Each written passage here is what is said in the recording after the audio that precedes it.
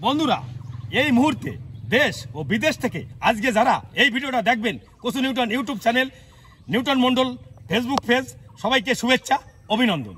আজকে চলে আসলাম আমার যে এই সারা বাংলাদেশ, এমনকি ইটালি, পর্তুগাল, কোরিয়া, বাইরের রাষ্ট্রেও অনেকে এই কচু নিয়ে খুব সফলতা অর্জন করেছেন। আজকে আমি সেই কচুর বিষয় নিয়ে কথা বলবো। আমাদের বিল ডাকাতিয়ার যে শৈলমারি সুইচ গেটের পানি নিষ্কাশনের পলি পড়ে নদী গেছে আসছে বুঝি, তার দুটো পাম্প দেছে, তার দুটো পাম্পে কোনো কাজ হবে না। কারণ এত বড় এরিয়া বিল ডাকাতিয়া, বিল পাটিয়ালা, লতা খামার, অনেকগুলো বিলের ভিতরে বিল ডাকাতিয়ার বিল হচ্ছে বাংলাদেশের মধ্যে দ্বিতীয় বৃহত্তম বিল। আসলে এই বিলের ভিতরে লক্ষ লক্ষ একর জমি ঘের, সেই পাড়ে হচ্ছে সবজি চাষ করে, কচু চাষ করে, বিভিন্ন সবজির যে চাষগুলো হয়, লোকে প্রতি বছর এইভাবে চাষ করে সবজি খেতে হয়। কারণ এর একমাত্র আমাদের বাঁচার উপায় আমাদের এই শৈলমারির যে নদী, ওই নদী যদি খনন না করা হয় তাহলে হচ্ছে আপনার এই দুটো পাম্প দিয়ে আমাদের এই বিল ডাকাতিয়া, বিল পাটিয়ালা, এই যে এত হাজার হাজার একর জমি কোনোদিন তোলা সম্ভব না। আর প্রতি বছর এই যে লোকে এইভাবে কৃষক দিন দিন শেষ হয়ে যাচ্ছে।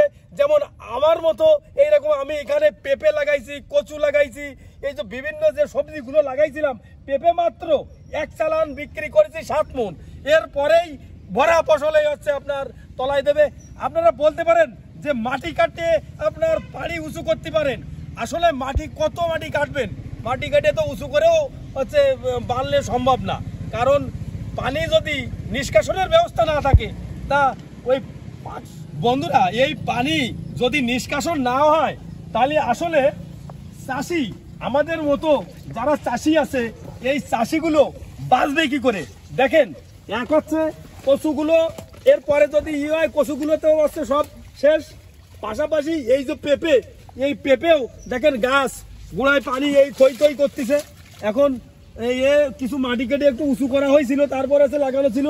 এই পেঁপে এখন প্রতিটা গাছে যে পরিমাণ ফলন, দেখলে মন প্রাণ জোড়ায় যায়। কিন্তু এখন দেখে তো কান্না আসতেছে, কি এই ফলায় যদি এইভাবে হচ্ছে মারা যায়, তা এর মতো দুর্দশা কষ্ট কি সহ্য করা যায়?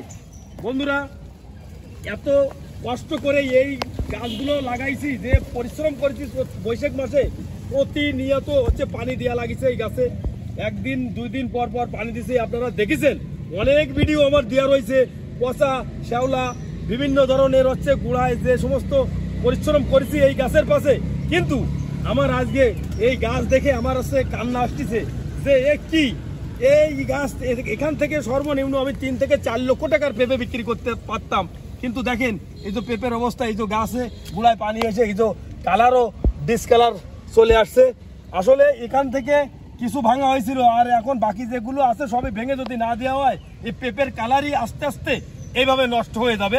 তার নতুন কোনো বিষয় আবারও দেখা হবে। সবাই ভালো থাকেন, সুস্থ থাকেন, ধন্যবাদ।